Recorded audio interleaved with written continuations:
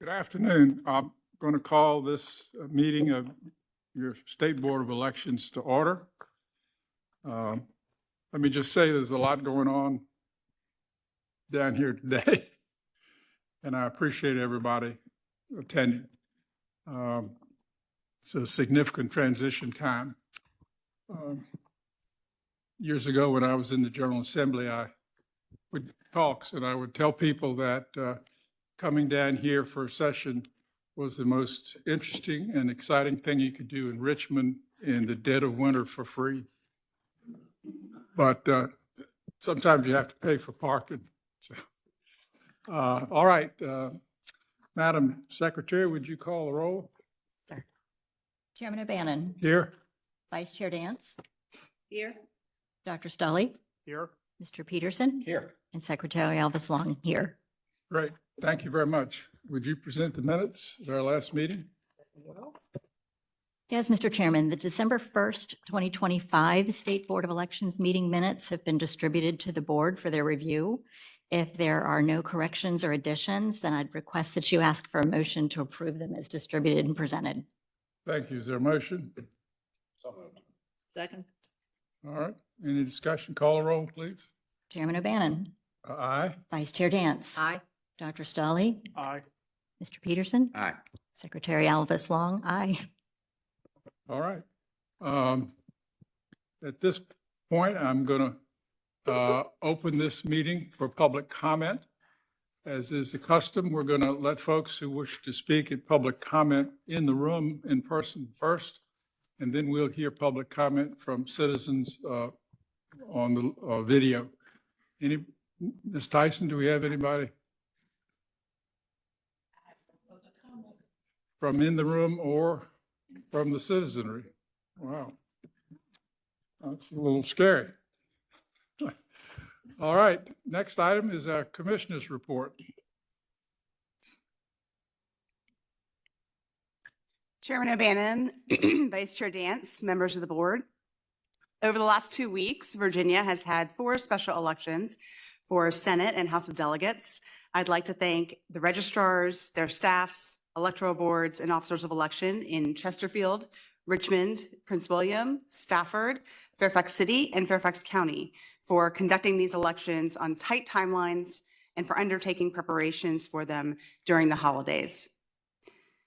As this is my final meeting as commissioner, I would like to take a moment to say a few words.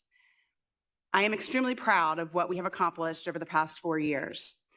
We improved the performance of our voter registration system by upgrading servers and making reports more readily available to registrars so they can do their jobs. In fact, 80% of registrars agreed in a recent survey that the performance of VERIS improved over the past year, up from 65% the year before. We increased the accuracy of our voter list. Over the past 4 years, we have removed 265,000 deceased voters from the voter list, including 19,000 who were identified through an audit of the Department of Health death records going back to 1960. We signed one-to-one data sharing agreements with 11 states to identify voters who have moved, including agreements with 5 of our 6 border states, which is a legal requirement that we have never met before. Additionally, we secured access to 44 states' data on voters who have moved through DMV license surrender data. We have the most one-to-one data sharing agreements in the nation among states. We increased transparency by reducing the cost of our voter list by 90%, from $6,000 for a full voter list to $600. We improved accessibility to our website by translating it into 11 languages and ensuring that it is compatible with screen reader technology. We also improved accessibility to polling places in partnership with our local electoral board members who personally inspected each polling place for compliance. These accomplishments would not be possible without the work of a cohesive and committed team. I would like to thank the dedicated employees of the Virginia Department of Elections. You supported me and inspired me every day in this job.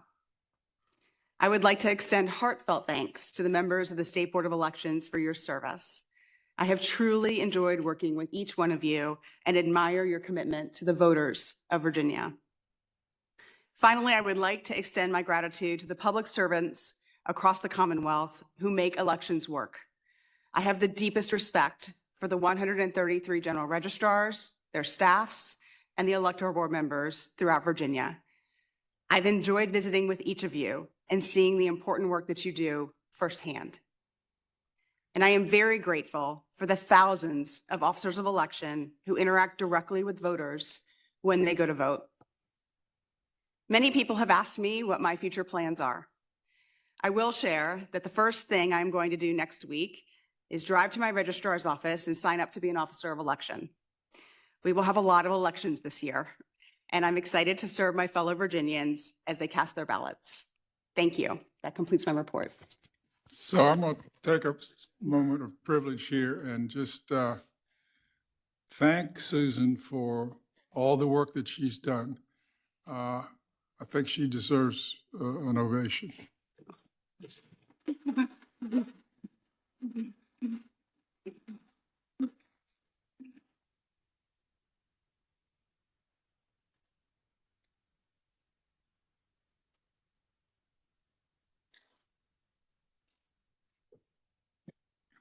That's very well deserved.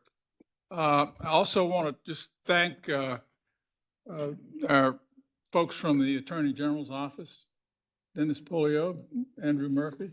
You represented us well. We appreciate your counsel. Thank you. And we look forward to having our new lawyers. I also want to acknowledge Mr. Koski, who is our Commissioner Designate, who will be sitting up here with us at the next meeting. So Steve, welcome.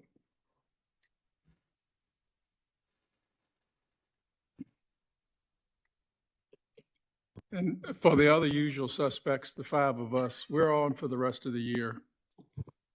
So that's the way it is. All right. Next item is item 5, which is certification of our special elections.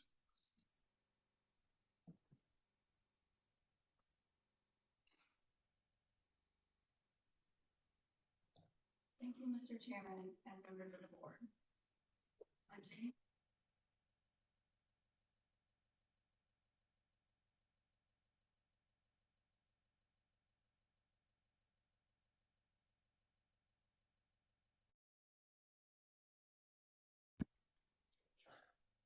Is that better? Thank you, Mr. Chairman and members of the board.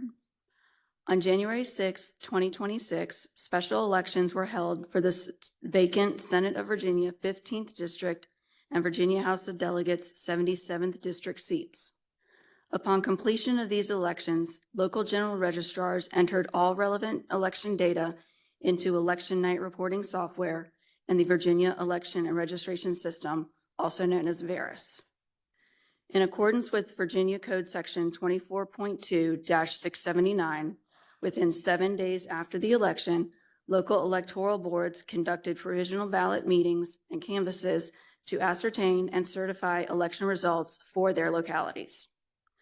Upon completion of canvass, the general registrars forwarded their localities' certified abstracts of votes to the Virginia Department of Elections. Upon receipt of these abstracts, to ensure accuracy and completion, elect staff completed the following: confirmed all required abstracts were completed and submitted, reviewed votes cast, reviewed votes cast, ballots cast, and turnout comparisons using validation errors found by the election night reporting software and manual analysis. Reviewed turnout and voting credit comparisons using reports found in the election night reporting software and VERIS. Compared the results listed in the submitted abstracts to the results entered in the election night reporting software to ensure accuracy. Before the board today are abstracts of votes for the January 6th elections and certificates of election for the winners. Per Virginia Code Sections 24.2-679 and 680, the State Board of Elections must certify statements of the total results and winners of the elections. These statements are found in the abstracts of votes and certificates of election provided to you. It is elect staff's recommendation that the board sign these abstracts and certificates to certify the statements found in them to be correct. There is a suggested motion in the board's working papers. Elect requests the board sign the abstracts and certificates after the motion, and I'm happy to take any questions you may have. Thank you very much. Is there a motion? Mr. Chair, after reviewing the abstracts of votes cast in the 2026 January special elections, I move that the board certify the statements to be correct and sign the statements and certificates of election. Is there a second? Second. Any discussion? Call the roll. Chairman O'Bannon, Aye. Vice Chair Dance, Aye. Dr. Stolly, Aye. Mr. Peterson, Aye. Secretary Elvis Long, aye. All right, we're going to suspend long enough to let us sign these few documents because these folks are waiting to get seated on their respective floors. So give us just a minute. Thank you.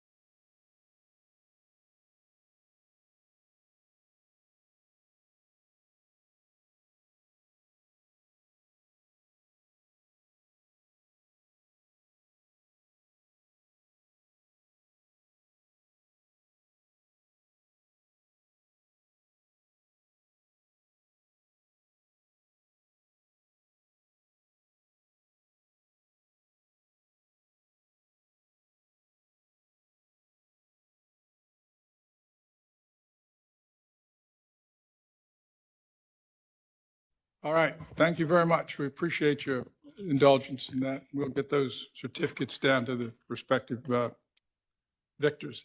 I'll mention this now, but as was noted, there will be a virtual meeting of our board next Wednesday, the 21st at 1. That'll be all virtual. Then we'll have a real in-person meeting on the 28th in the Washington building to certify the next set of elections. And then we are planning to have, this one you may not have on your calendar, February the 18th at 2 p.m., which will be an in-person meeting to certify the winner of Senator Evans' Senate seat up in Northern Virginia. So those are all meetings we will be having, absent any other special elections. All right. Next item is 6, risk limiting audit report. Ms. Scott. Yes, sir. Dr. Lebanon, members of the State Board of Elections.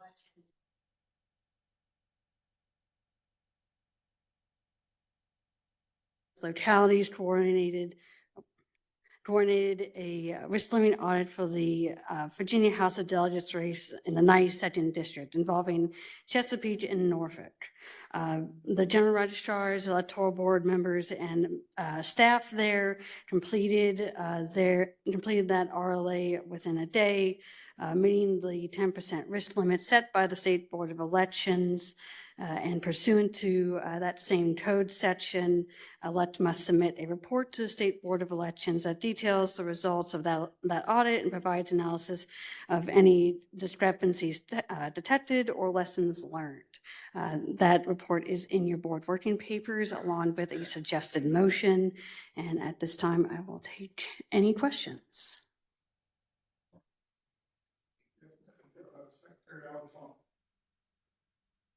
Yes, since the last board meeting or the last RLA we've done, we've got 2 new board members. You do an excellent job in explaining the difference between what we used for this RLA, which was the ballot polling, where 114 ballots were sampled, 87 of which or 82 of which I think were not even part of that contested race. So really it was only like, I don't know, 32 ballots that were actually counted or risk limiting audited from 24,339. So if a batch comparison would have been done, approximately how many ballots could have been counted versus 32? Bannon, members of the State Board of Elections, I can't necessarily speculate on how many batches would have been pulled for that if that scenario had played out. As you know, some factors that affect risk limiting audits is particularly the margin of victory between candidates. So you would probably have seen some batches that a few batches similar to what we saw in comparison to the ballot polling method RLA that we did here. Is there a motion? Go ahead, Chris. Mr. Chairman, I move that we accept the election or the audit as presented. Is there a second? I second. All right, any discussion? Call the roll, please. All right. Chairman O'Bannon, Aye. Vice Chair Dance. Aye. Dr. Stolly, Aye. Mr. Peterson. Aye. Secretary Elvis Long, aye. Continuing on to the next report, before you is now the annual SBE report pursuant to 24.2-103. The State Board of Elections is to provide a report to the Governor and General Assembly regarding its activities over a calendar year. Before you is the report for the calendar year of 2025, where you met 11 times, certifying 4 elections, approving 1 emergency regulation to existing and amending to existing regulations, as well as attending to several election administrative and election security matters. The suggested motion is then in your board working papers, and I will take any questions. Motion? Mr. Chair, I move that the State Board of Elections approve the State Board of Elections annual report for 2025 as presented. Is there a second? Second. Any discussion? Chairman O'Bannon, Aye. Vice Chair Dance. Aye. Dr. Stolly, Aye. Mr. Peterson, Aye. Secretary Elvis Long, aye. All right, and now the The last item on our regular agenda for today is campaign finance appeals hearings. This is new business for us, and they're in two batches, the ones that are locally assessed and the ones that are assessed by the department itself. I'm going to just let folks know that we do have Senator Deeds here to represent Mr. Burns from Bath County. And when Senator Deeds appears, we will go ahead and take that as the next agenda item. But Emily, you can go ahead and start. Yes, good afternoon. My name is Emily Minarski, and I will be presenting the petitions for the campaign finance penalty appeals hearing. All petitioners were notified of the hearing date and were provided with the option to provide oral testimony for both state and local assessed penalties.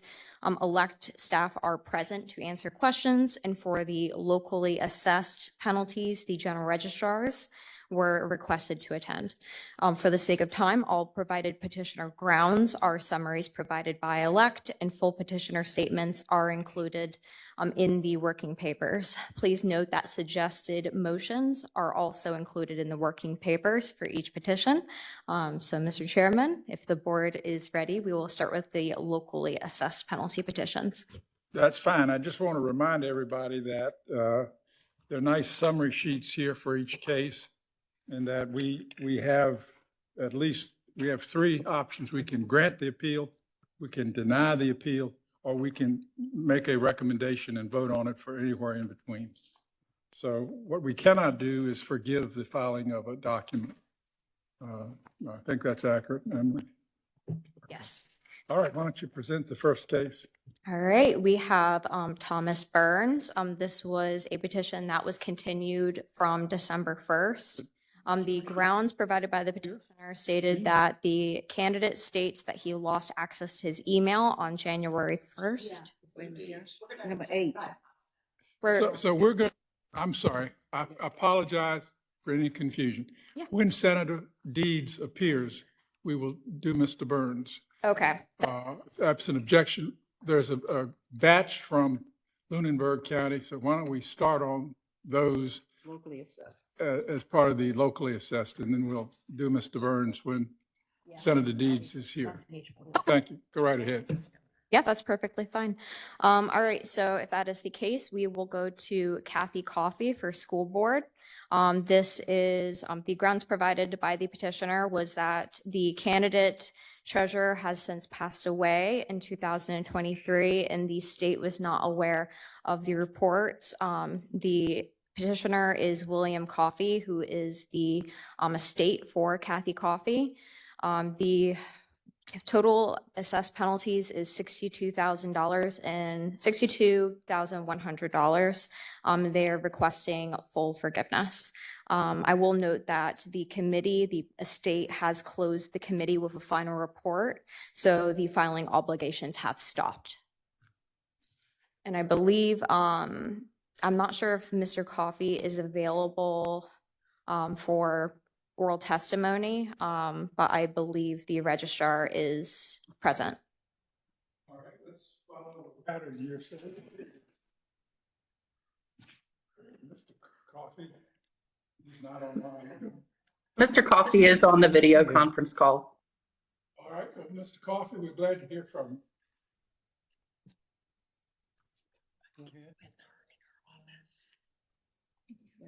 Mr. Coffey, if you could turn your camera on, please.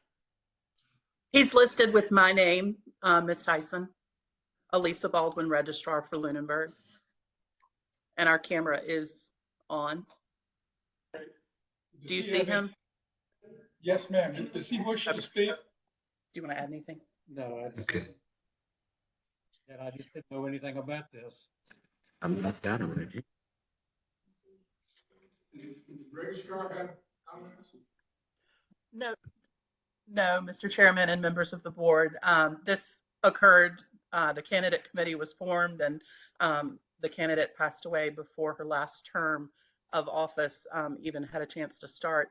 Before my appointment as registrar, But when we learned of the non-compliant situation, we had to reach out and assess the penalties. But the electoral board locally fully supports the petitioner. Mr. Chair, Senator Peterson. where can I even begin with this? Okay. My recollection was there's a statute of limitations for bringing an action for violation of this statute. Is that not correct? Senator Deeds, can you answer that question? Is there a statute of limitations for causes of action under Title 24.2, 953.6A? All right, well, I take that as expert testimony. Okay. I do believe there's a statute of limitations, and I see these violations date back to 2007, which was 19 years ago. And my recollection of the statute of limitations was 3 years? Yes, as far as the law is concerned, they have to assess penalties as they find them. And at least, since this is coming up now, this is kind of a chance for them to just kind of clear things over. Okay, well, my position is anything that's outside the statute of limitations by definition is gone. And it ain't coming back. Yes, but there were suggested motions. So we're going to, I'm not yet to the motion. Now, the second part is the person that violated this statute is now deceased. Is that correct? Yes. So how do you sanction someone who's deceased? As a criminal attorney, you can't hold someone liable or find someone guilty who's dead. The obligations would pass to that individual's estate. Well, I'm not sure about that either. I have a lot of problems with when someone is deceased, holding them liable for violating a state statute when they're in the ground. So I don't see any, well, Jack, I'll you'll wait. get- I'll wait till the motion. you'll Thank get you. an opportunity to make a motion here I shortly. will, and I will. I Thank want to remind people that this is a new section of the code that's just fallen to us to enforce.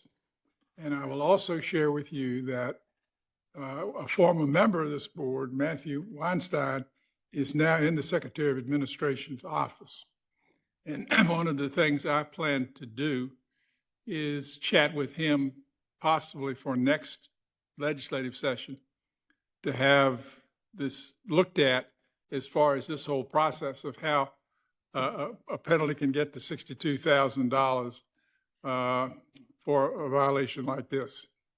And I do want to, I think everybody's acted in good faith here, our current registrar, but I want to apologize to Mr. Coffey for getting a letter that says $62,000 in December right before Christmas. So anyway. All right, is there any other discussion on this item?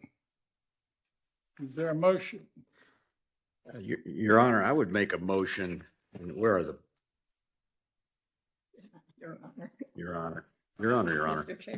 Mr. Chair, I would make a motion that we extend full forgiveness of this penalty.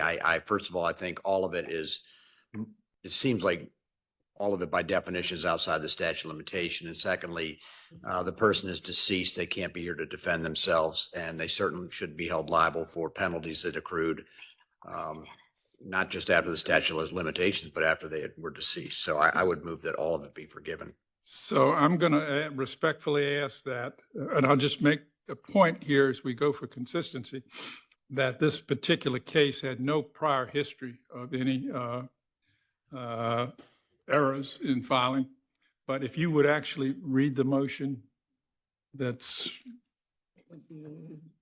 you'll grant the appeal. Yep. Thank you. Thank you, Mr. Chair. Pursuant to section 24.2-953.6 of the Code of Virginia, because the petitioner has demonstrated good cause to justify relief of the assessed campaign finance penalty, I move that the State Board of Elections grant relief as requested by petitioner, period.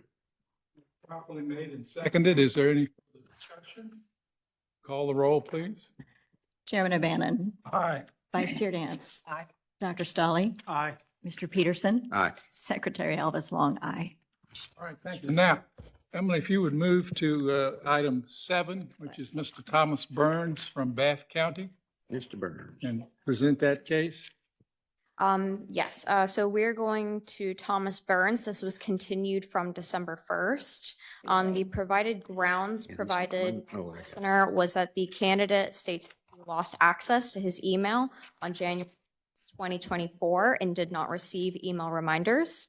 A total penalty assessment was $7,200, and their request forgiveness of the assessed penalty.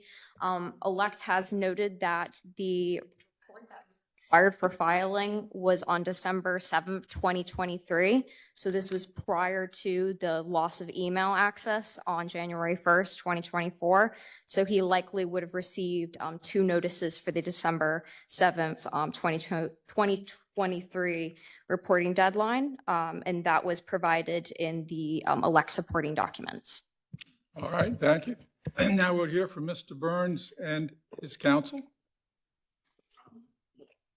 Ladies and gentlemen, my name is Creed Deeds, and I represent Thomas Shelton Burns. He's sitting right here. Mr. Burns is a mechanic. He served 1 term on the Bath County Board of Supervisors. The only email account he had access to while he was on the Board of Supervisors was the county account. He may have lost access to that at the end of the year, but he didn't. After he lost the election, he just went back to work. He filed, he served 1 term. He wasn't successful when he ran for re-election. He filed and qualified for not spending any money, not accepting any money. All he has to file, I guess he had to file a closing account, but he didn't have access to email after he left office, after he was defeated. The only way he knew about this was in August of this past year, when the county registrar got in touch with him and said, "Why haven't you taken care of this?" He didn't know it. He didn't know he had the problem, and he's certainly willing to live up to his commitments. But $7,200 is a lot of money for a guy that didn't spend any money on his campaign and didn't raise any money.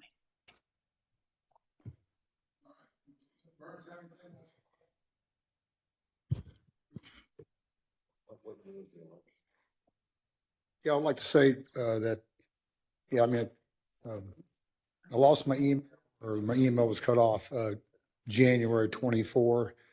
And if I did receive emails, it slipped through me, but I never got no letters or anything else after that. And again, I never heard anything about it until Donna Weaver got a hold of me, the registrar, and said we had to file that report. Now, I've received, multiple after I filed the papers for it, but I haven't received anything from the campaign finance prior to that. Letters. All right, sir. Thank you very much. Chairman. Emily, did you? The department?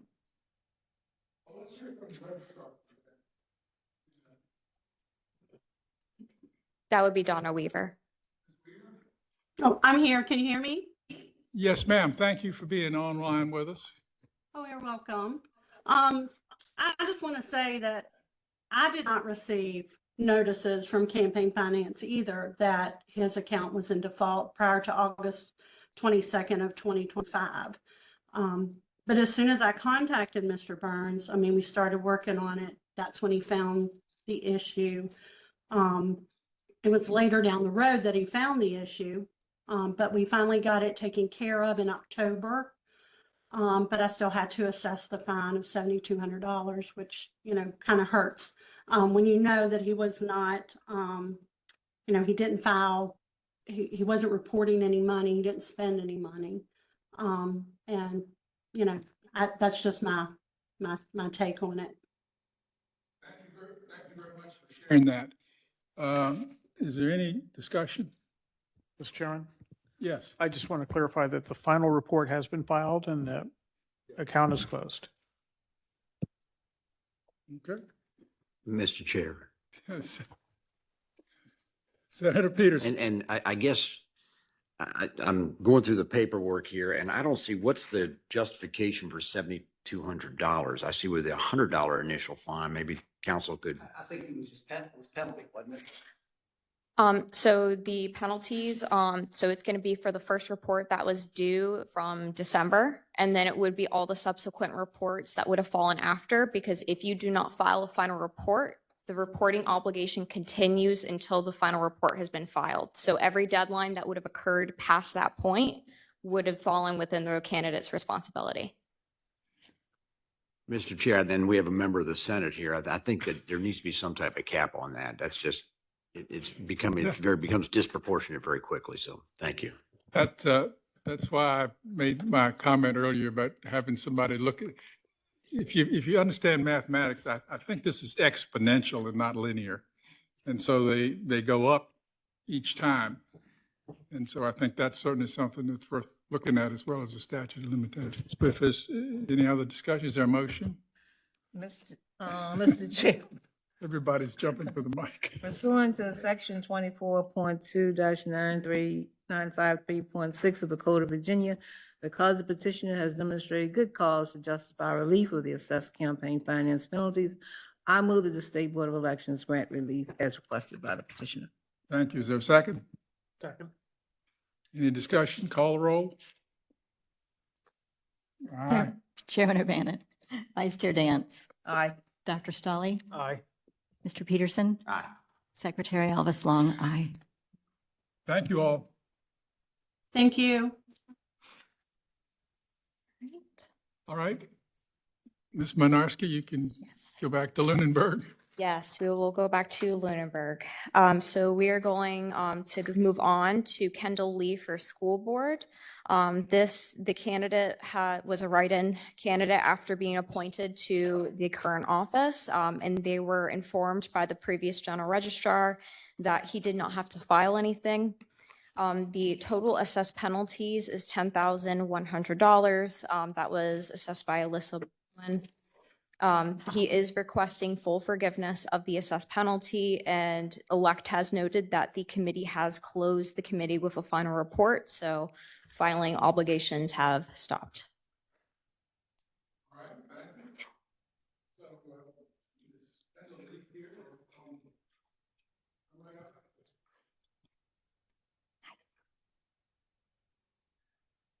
Good afternoon, Chairman O'Bannon, Vice Chair Dance, members of the board. Thank you for the opportunity to have me provide some testimony for the appeal today. As you know, I'm also from Lunenburg, and I'm alive, so I am here. So I was appointed to to Mrs. Coffey's seat when she passed away, and I was appointed to that seat in September of the election year, and then in November ran as a write-in candidate because it was too late to get it, and then actually won that seat. After I won that seat, I had some communication with the general registrar at that time. She sent me a declaration of candidacy, which I completed, and I was advised that was the only thing I needed to submit. I was sworn in, received my winner certificate. I should have fact-checked myself to make sure that I had those campaign finance reports done. I did spend about $361. So I spent yard signs and those things, so that there was some money spent, but that money was not reported officially through the system. And I had actually not at that time filed my statement of organization. Since that time, the new registrar has come on. She notified me, jumped down and made sure that was done, got that statement of organization done, also filed those reports. And like Emily said, that is now closed. For coming and presenting on this busy day. Ms. Baldwin, do you have any other?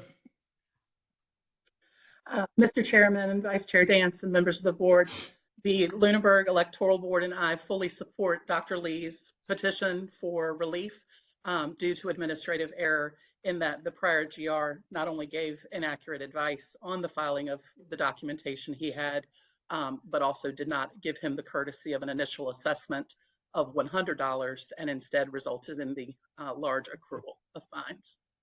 And just for consistency, I think it's clear that all your documents have now been filed, and you had no history of penalties prior to any of this. Yes, sir, that is correct. Okay. Does the elect have any additional comments? Okay. All right. You've heard this case. Is there a discussion or a motion? Mr. Chairman, Delegate Stolley. pursuant to section 24.2-953.6 of the Code of Virginia, because the petitioner has demonstrated good cause to justify relief of the assessed campaign finance penalties, I move that the State Board of Elections grant relief as requested by the petitioner. I second. All right, any discussion? Call the roll. Chairman O'Bannon. Aye. Vice Chair Dance. Aye. Dr. Stolly. Aye. Mr. Peterson.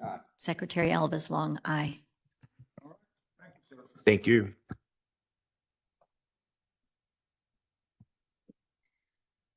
All right, so we will move to Shannon Henkel.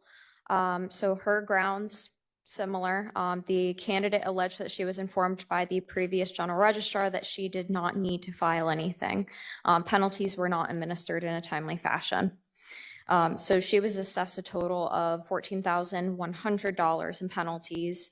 And she is also requesting, well, actually, she's either requesting forgiveness of the assessed penalty in full or a reduction of the penalty to $100. And again, elect has noted that the committee has closed with a final report and their filing obligation has stopped. Thank you very much. Is the Shannon Hinkle?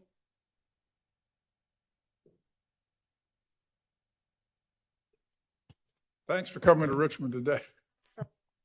Definitely wanted to do this in person. So thank y'all so much for the opportunity to come in. And like my paperwork said, when I came in, I met face to face with the registrar that we had previously before Ms. Baldwin.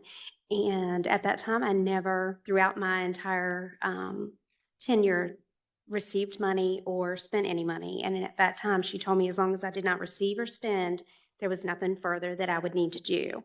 So of course, at that time, I didn't do anything different. I am no longer on the board. I did not seek re-election this year. I have completed everything that was requested of me, and I have closed out my case completely. I did say reduction in the fine, as I should have done further research for myself instead of taking what I would have considered expert advice. So that's why I put in there reduction. You know, I could see paying the $100 penalty if it was necessary for me. But you wouldn't be upset if we just forgave the whole thing. That would be great. But I take ownership in the fact that I probably should have done a little more. I don't mean to be a smart aleck. No, I love it. Ms. Baldwin, do you have any? No, sir, we are in full support of the petitioner's request for full relief. All right. The department have anything else? Okay. All right. You've heard this case presented. Is there discussion or motion?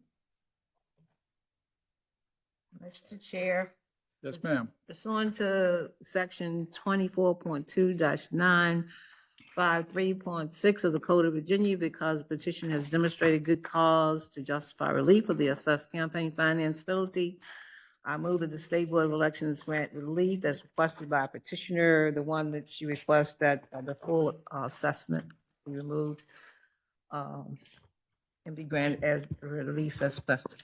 All right. Is there a second? Is there discussion? Call the roll. Chairman O'Bannon. Aye. Vice Chair Dance. Aye. Dr. Stolly. Aye. Mr. Peterson. Aye. Secretary Elvis Long, aye. All right. Thank you. All right, so moving along, this is another Lunenburg.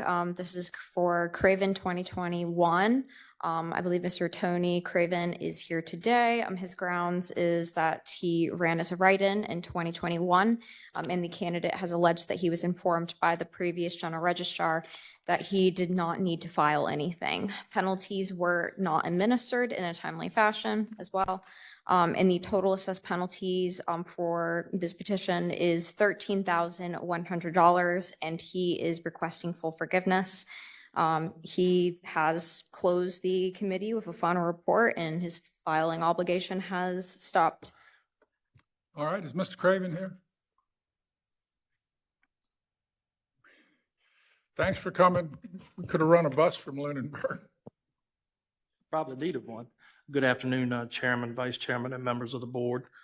I ran as a write-in in 2021. Went and talked to the registrar as to what the requirements would be. Did my declaration of candidacy and also was informed that as long as I didn't spend any money or collect any money, that I didn't have anything further that would be needed. So for that reason, nothing else was done. I did run again for this past election and was reappointed to the school board, and have completed all of that paperwork in a timely fashion because I was aware of what was required. Thank you for coming. I'm going to just note for consistency that you have no prior penalties and you filed all your current paperwork. Yes, sir. Right. All right. And Lunenburg, we okay? We're very okay. This is the candidate that actually brought it to my attention that our incumbents had not been filing the required reports, and further, not only having received bad advice, but not being assessed the courtesy of that first warning and a $100 penalty. So he was in compliance with this year, brought everything into good standing with the prior term of service, and we fully support his request for relief.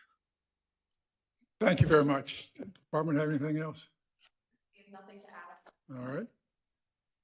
Is there a motion? Mr. Chairman, I defer. Mr. Chairman, pursuant to 24.2-953.6 of the Code of Virginia, because the petitioner has demonstrated good cause to justify relief of the assessed campaign finance penalty, I move that the State Board of Elections grant relief as requested by the petitioner.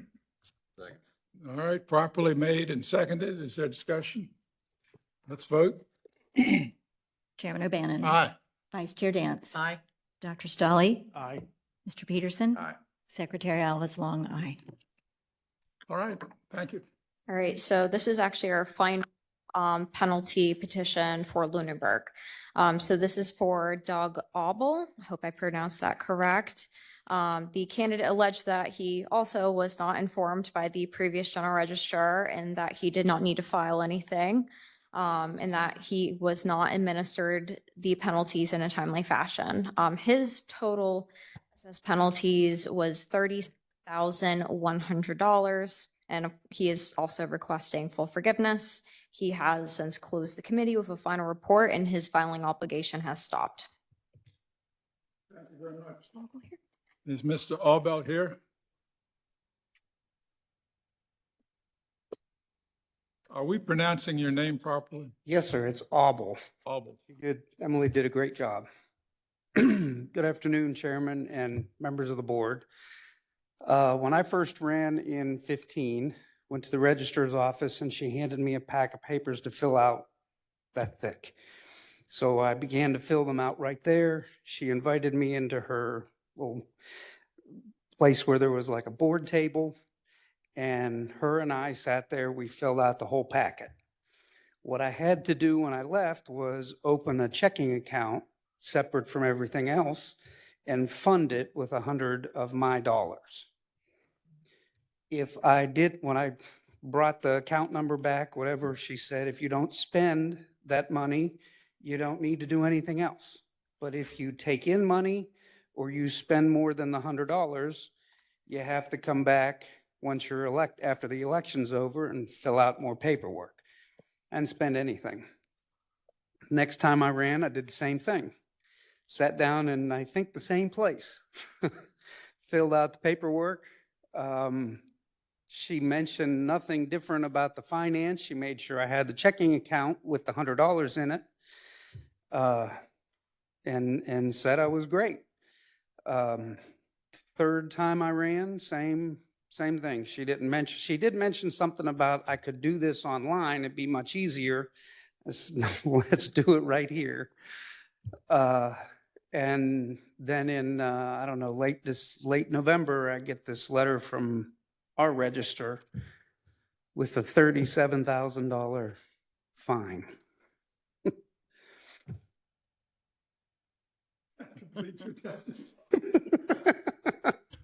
All right, thank you for coming. Thank you.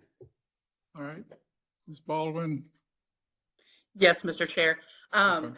Given that the prior candidate had brought it to my attention in the summer months when he was running for re-election on the November ballot, I did reach out to the state campaign finance team.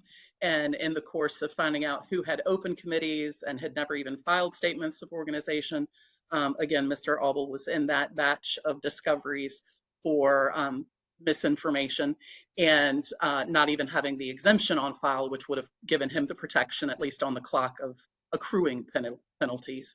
And so my hands were tied as registrar that I had to do the full assessment and recommend the petition, and we fully support full relief. Thank you very much. Elect.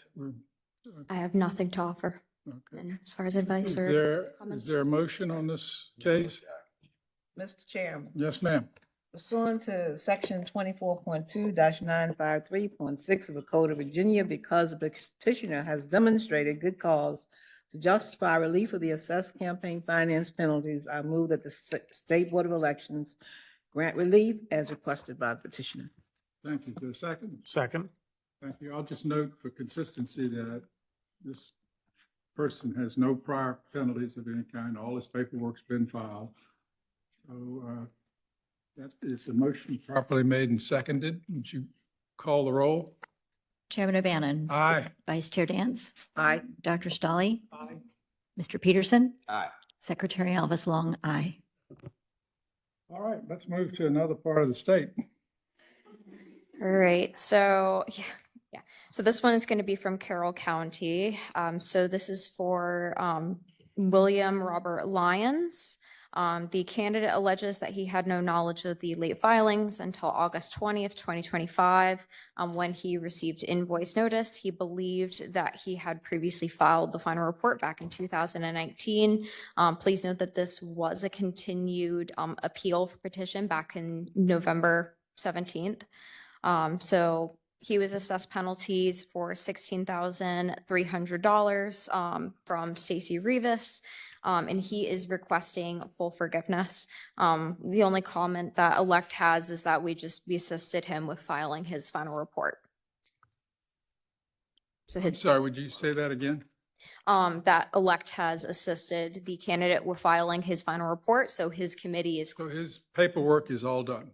Yeah. Thank you. All right, Mr. Lyons? Is he online? Yes, sir, I'm here. Hey, welcome. We'd be Thank glad you, to sir. hear. Where's Mr. Lyons? I'm online. It says Michael Barber. He is in my office, Chairman. So, Mr. Mr. Lyons, I'm gonna need, so you are Mr. Lyons? Yes, sir, I am. Okay. So, I'm just gonna, the FOIA law says we have to see you and hear you for this to count. So I'm gonna make a statement that I am talking to Mr. Lyons and not Mr. Barber, because this Yes, is sir. being videoed. Okay, welcome and speak. Thank you, sir. Thank you for allowing me to talk to you, Mr. Chairman and members of the board. I'm Bobby Lyons. I'm from Carroll County. I've been a police officer for 32 years. I filed my candidacy to run in 2019. I did my reports as I thought I was supposed to. It was my thought that I had filed a final report. I didn't know until this past year, end of August, 1st of September of 2025, from a letter from Ms. Rivas that my campaign was assessed a fine. I called the Board of Elections. I spoke to some gentleman named Donald. He helped me, and I appreciate all that help. I have filed all my paperwork and closed it out now. I thought it was done back in 2019, but obviously I was wrong. Thank you, sir. I appreciate you speaking to us. Do we have Ms. Rivas to comment? Yes, sir, I am here. Thank you. Welcome. Thank you. I appreciate being given the opportunity to speak. In the case of Mr. Lyons, I do not believe that he intentionally failed to file any reports. I believe that he thought he did everything he was supposed to do and that he was finished. To me, there's just no sensible reason that this campaign account has sat there for 6 years and the locality hasn't been made aware of these continually climbing fines and penalty amounts. I started in this office July 1 of 23. So his running in 2019 was prior to my becoming registrar in Carroll County. I did the same thing that one of the other registrars that spoke a few minutes ago did. We were at a registrar's meeting in August of 25 and were told by the campaign finance department we needed to contact them to see if we had any quote unquote old accounts sitting out there. And when I did that, that's when I was told about Mr. Lyons' account. I had no choice but to send the information on the fine and the penalty.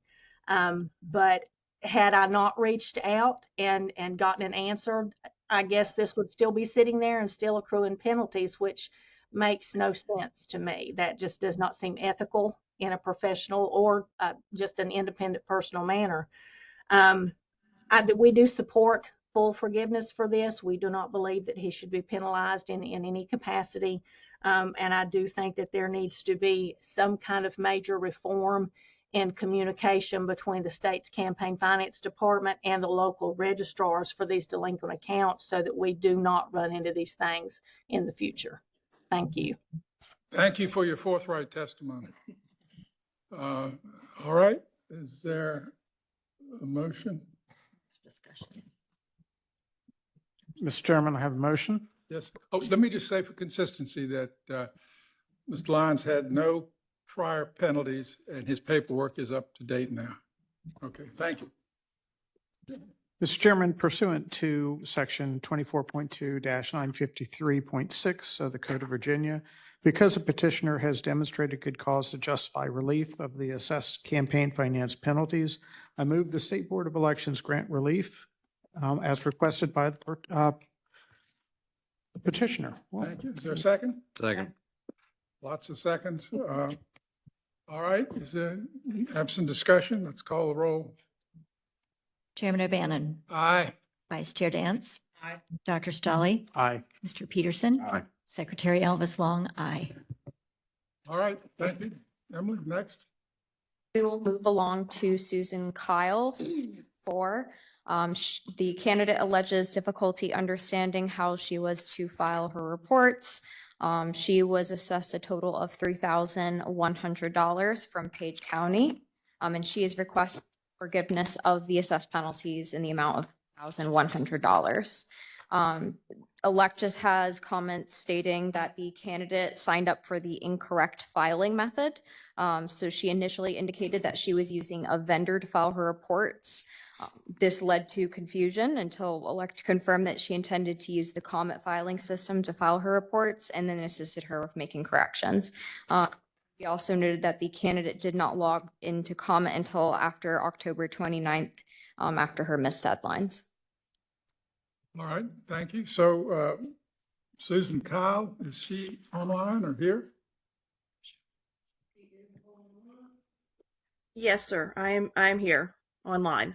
Yes, ma'am. Would you like to turn your camera on and then we'll be glad to hear from you?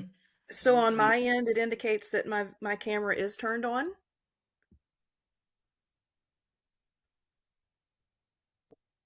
Ms. Kyle, would you happen to have something blocking your camera? There you go. It doesn't indicate that there's anything blocking. I have a camera that indicates that it is seeing me, and on the screen that I'm seeing, it's giving me the option to stop video. You should see a switch, maybe like like right in front of the camera. It'll tell you to shift to the left or to the right. Maybe the camera's not out. I'm sorry, I don't see that. Up at the top of your computer screen, there's a little button that you can move left or right. Are you sure that one's open? There we that, go. You were open and there you go. There you That's are. it. Is that better? Yes, welcome. Okay. Thank you. Thank you for your patience, and thank you all for the opportunity to be seen and heard by you today. Yes, ma'am. We're glad to hear from you. Okay.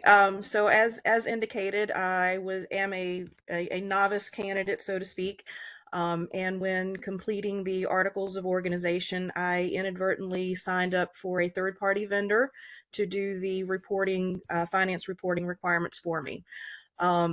once I was able to make contact with individuals in the Board of Elections, the process moved very slowly, and I was able to complete all of the filing requirements through Comet.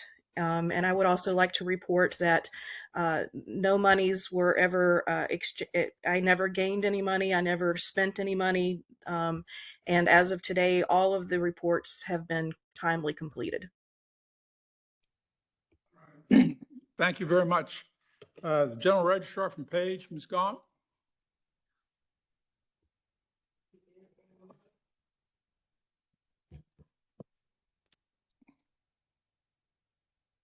Ms. Gaunt, can you hear us?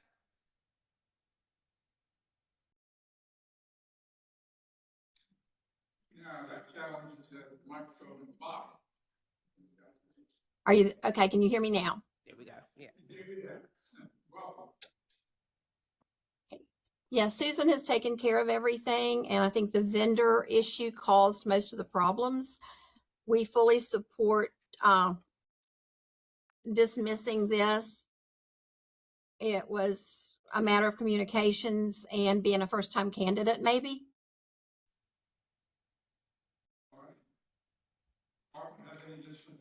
Nothing that we haven't already discussed. All right, thank you. And I'll just note for the record that there are no prior penalties and all the paperwork has been done. Correct. All right, is there a motion?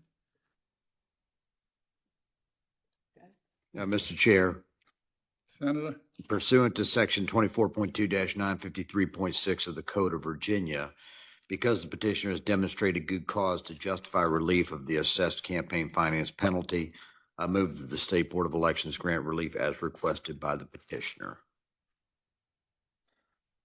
Second? Second. Discussion, call the roll. Chairman O'Bannon. Aye. Vice Chair Dance. Aye.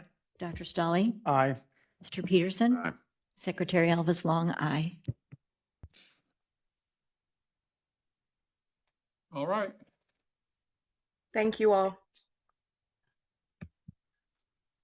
All right, so the next have is Charles Queen, Election Committee.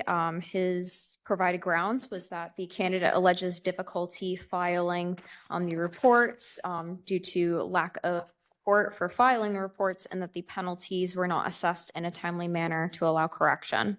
The total assessed penalties of this petition is $2,100 from Page County, and they are requesting a reduction of the penalty to $100.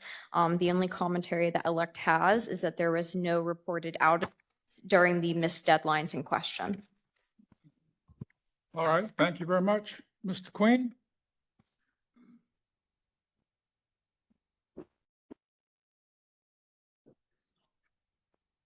I got copies of the documents I'm going to be referring to.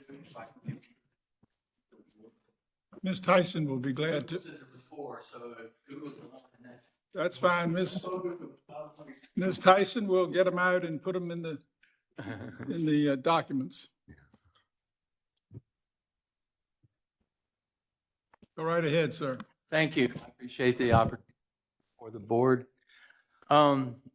First of all, to begin with, you'll see there on page 1, Ms. Minarski said that the comment system sent an email, and I'm not disputing that.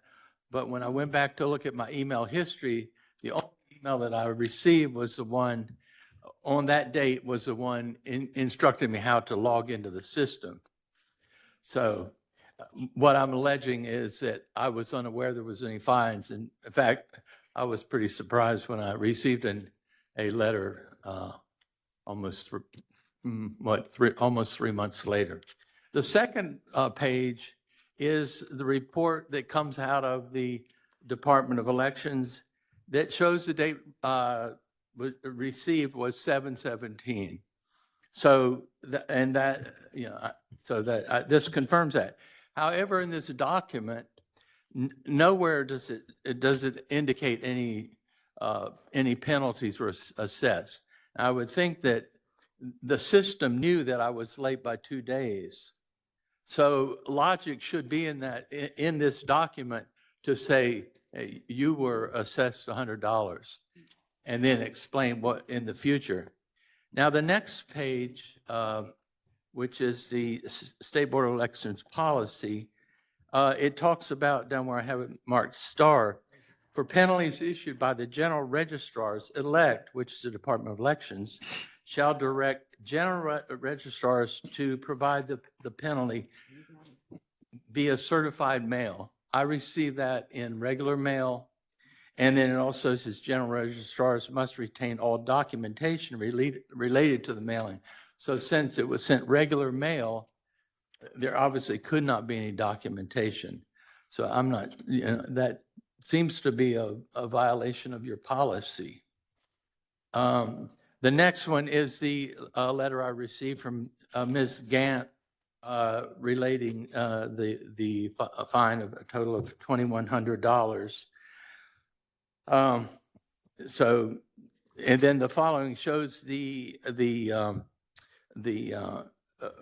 list by coming out of comment showing the infractions.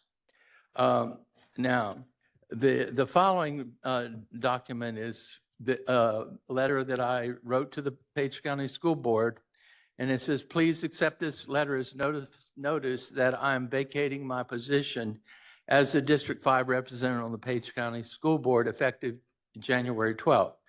Unfortunately, there are factors beyond my control which has necessitated my resignation. It was a privilege to win the November 25 election and have a chance to represent the citizens of the Page County's 5th District. I'm sincerely grateful for the trust placed in me by the voters of District 5 and for the opportunity to work alongside dedicated school board members, administrators, and staff. Again, thank you for the opportunity. I wish the board, our schools, students, and the entire Page County community continued success. What prompted this was a law that our school board's lawyer discovered that indicates that if I am not seated by the first meeting of the January of the year following the election, that my seat is vacated. So therefore, I'm no longer a candidate. I'm no longer a successful candidate. So what has to happen now is I have to apply along. Mr. Chair, I don't want to be, is this relevant to the fine that was assessed against you? Basically, what it is, it's saying that not only did I get fined, but since the appeal was not processed by the first of the year, I could not be seated. So I'm just letting you. Okay, but you understand you had to resign. Yes. So are you asking for us to reinstate you or? No, sir. Okay, well, all we're going to do is either fine you or not fine you. Okay. The last. Okay, sir, I think, I don't want you to talk yourself into a penalty that you might otherwise lose, Okay. be avoided. The last. Okay. I'll just get to the very end of it. I'll read the last. In summary, my case hinges on my not receiving an email explaining the fines. Ms. Minarski indicated that I was sent an email. I reviewed my history and I found no such email. So therefore, I'm requesting the State Board either dismiss my case or at most assess a $100 fine. Got it. All right, Ms. Gaunt? Unmute yourself. Ms. Gaunt? Unmute yourself. Okay, Now. we're back. Thank you. Yes. Mr. Queen's late filing, 717, I support the $100. The rest of it, through no fault of his own, he did indicate that he had closed his account on the Comet system. Comet should not be allowing a candidate to choose to close the account until the election is certified. That probably shouldn't even be out there. He thought he had done everything and closed it out when in reality it created more penalties. So yes, doing away with all the extra penalties would be appropriate. Mr. Chair. Thank you. So just for completeness, your original request was to drop it down to 100. Yes, sir.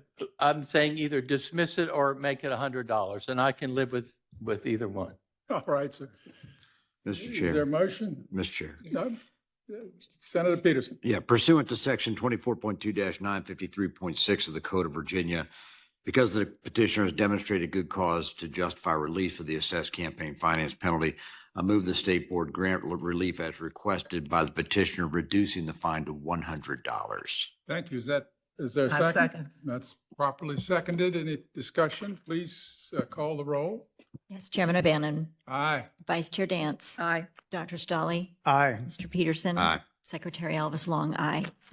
Thank you very much. Appreciate you coming down here from Page. Goodbye. So now that Mr. Koski's back in the room, I'm going to ask a question, and Ms. Beals or Mr. Koski, there's paperwork here that says that we set these appeals. Do we set up the incrementing increase? Is that in our purview? The actual penalties? Yeah. Yeah. The automatic increases with each. Yeah, so the first assessed penalty within an election cycle is $100. Subsequent penalties within an election cycle to $1,000 per code. And then it resets for the next election back to, or not, sorry, not the next election, the next election cycle down back to $100.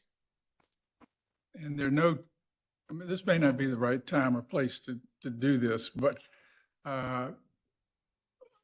we'll talk about it. This is something we can look at. Is it in the code or is it set by us, the penalties? So the penalty for the subsequent offenses is $1,000. That is set by the General Assembly. Okay, okay. The offense is set by. All right. Thank you. Next case. All right, so we will move on next to Friends of Samuel Yang, or sorry, Yan. Sorry if I mispronounced that. Candidate provided grounds was that he did not think that he had to file a large pre-election contribution reports. He had multiple large contribution reports, and that assessment brought him to a total assessed penalty of $4,100. He is requesting full forgiveness of the assessed penalties. Elect has provided commentary for this petition, just providing that the committee was emailed the summary of laws and policies, and in which it states that the committees must file large pre-election contribution reports if they receive any cash or in-kind contribution, $500 or more, in the 11 days preceding the election. And those are also, they're due the following calendar day. Sorry. All right, Mr. Yan?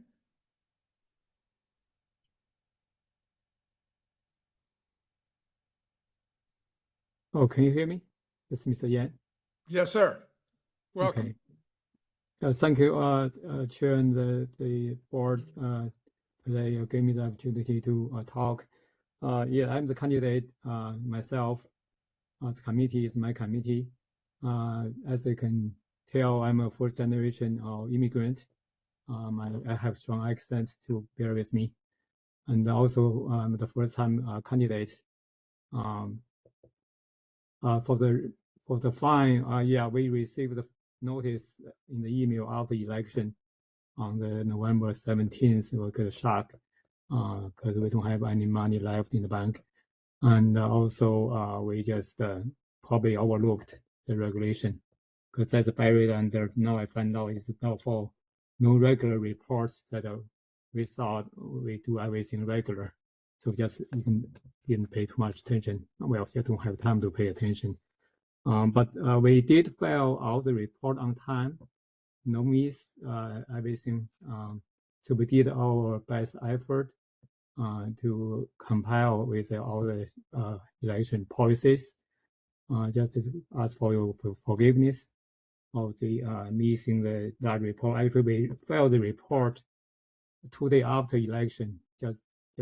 We just do our own diligence. But again, of course, we were late. But I want to call you, the board, to forgive us the mistake. Thank you. Thank you very much. So is the registrar from Loudoun online? Yes, sir, I'm here. Would you care to comment? The Yan campaign did file on November the 6th, 5 large pre-election contributions all on the same day.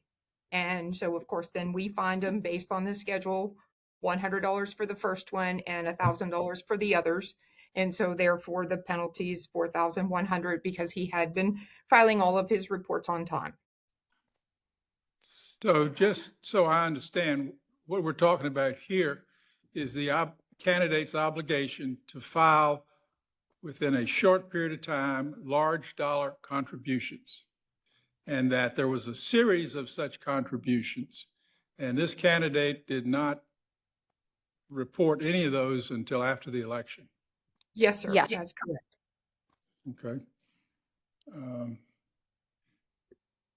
Anybody? Yeah, can I make a further comment? You may make a further comment. Yes, yeah, because you mentioned sending email about the special pre-election contribution. Actually, I don't think I searched a couple times again. I don't see the email received from the election board. I did see the regulation on the paper received from the Loudoun County Election Board. Say on the Chapter 11 non-regular report filing. I honestly overlooked it because I highlight everything else, but this page I overlooked. We thought we just don't have anything special to file. We just do everything regular. Absolutely just overlook this piece, but we did file everything online on time, actually early, as much as we can.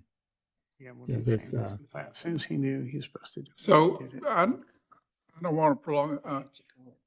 I can understand missing once, but there were 4 individual large contributions that did not get reported. 5. On time, yes. Because we don't have the warning or anything received. That's one thing. Of course, it's still my fault because we all look at the non-regular report section of the paper sent to us. But first time, the first time candidate never involved into any election this deep personally. Also first time, or first generation of immigrant, we are still learning everything. I might advise our PDD. All right. Thank you, sir. Delegate Stolley. Thank you, Mr. Chairman. Pursuant to Section 24.2-953.6 of the Code of Virginia, because a petitioner has demonstrated good cause to justify relief of the assessed campaign finance penalty, I move that the State Board of Elections reduce the fine to $100. All right. Is there a second? I second. Is there discussion? All in favor? Chairman O'Bannon. Aye. Vice Chair Dance. Aye. Dr. Stolley. Aye. Mr. Peterson. Aye. Secretary Elvis Long. All right. Thank you. Next. Thank you. Thank you, sir. Our next petition for appeal is for Donald Raynard election campaign. The grounds provided by the petitioner was that the candidate alleged technical difficulties whilst filing the report and believed that they had filed the report on time. The total assessed penalties is $100 and they're requesting full forgiveness. The comment that we have for elect is that the candidate did not have any login activity during the filing period from October 24th, 2025 through October 27, 2025, per comment user login activity. And that was provided with an elect supporting documentation. All right. Thank you very much. Is Donald Raynard available? Yes, sir. I'm here. Can you hear me? Yes, sir. Thank Okay. you. Would you Go like right to- ahead. Okay. So I had no contributions throughout my campaign. And the Fluvanna Registrar, Joyce Pace, is here as well. And she can verify that I checked with her constantly to make sure that I was following the rules and that all paperwork was filed according to requirements. I filed each of my reports online. I do not know what happened in Comet, but it never notified me that I hadn't filed.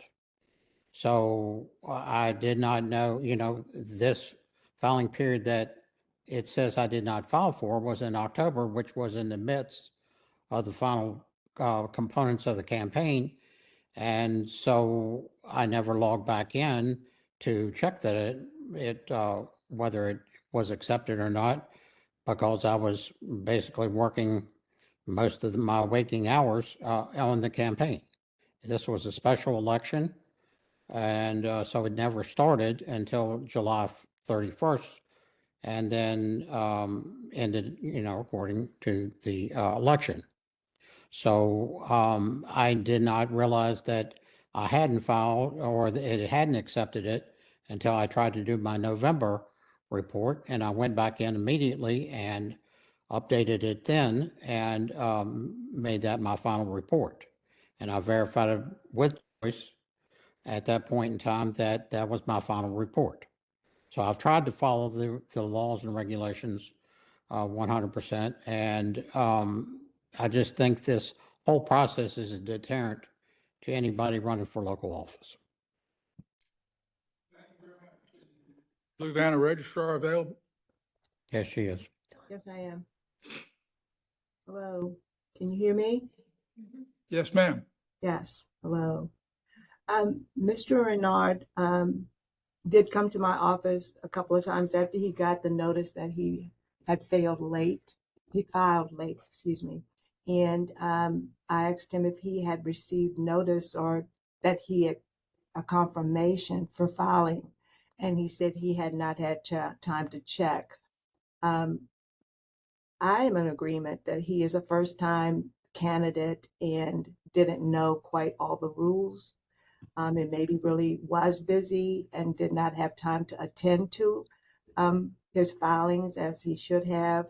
But that's pretty much all I can say, is that he was very upset and is discouraged about running for any other office. So I tried to encourage him, and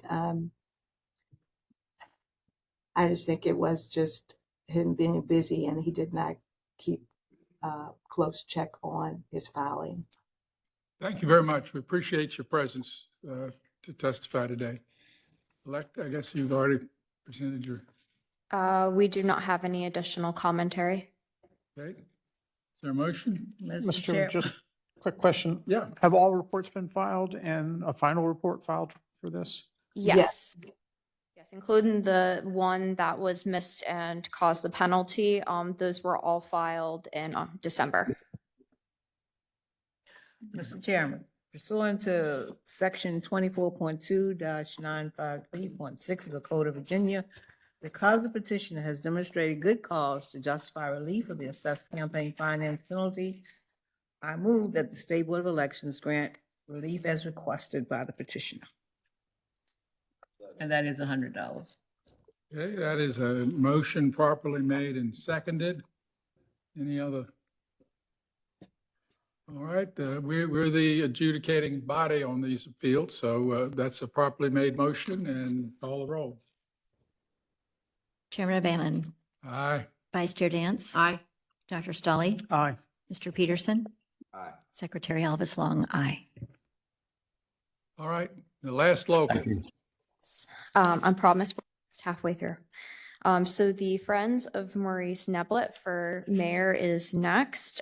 His grounds for relief are that the candidate alleged difficulties filing a final report, but had closed the bank account and has not had additional committee activity.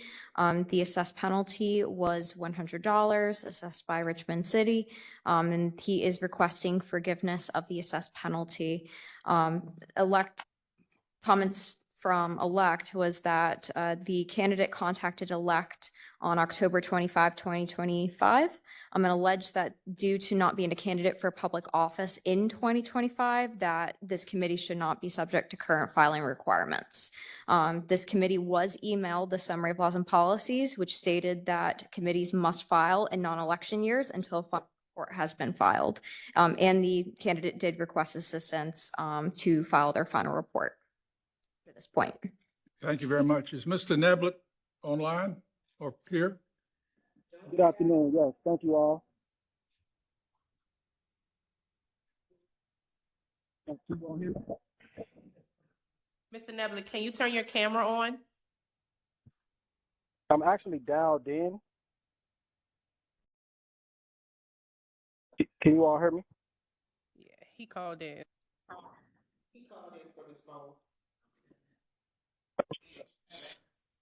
So, Mr. Neblett, Yes, sir. For these video meetings, the law, the Freedom of Information laws in Virginia require that for you to be able to offer testimony, we need to be able to both see you and hear you. So Okay, yes, sir. So it seems to me like we have two choices. One would be to hear your case without your testimony, or postpone this case till a time when you can be able to be seen and heard. Do you Yes, have a sir. preference? So, well, my preference is I appreciate what you all do to make sure our voting process and our regulations are intact. So I will trust that the board will make the decision, and I will go without testimony. So we are, with your assent, going to go ahead and hear from the registrar, and then we'll make a decision on your case, and I appreciate that. Do we have the City of Richmond registrar? Yes, sir. Come right on down.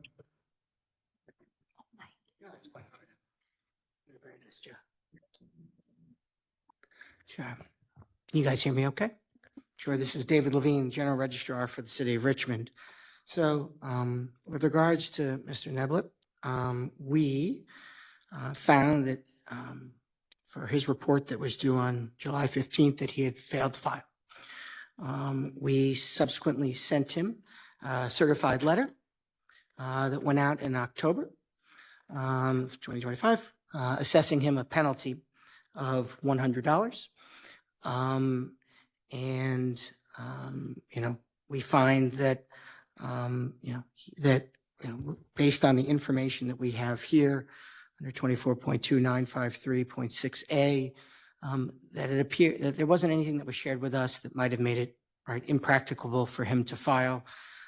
We have noted, that he seemed to have indicated that his failure to file was in part because he didn't realize that he in fact still had an open account. Fortunately or unfortunately, right, if you don't close your account, then you're in a place where you need to continue filing reports.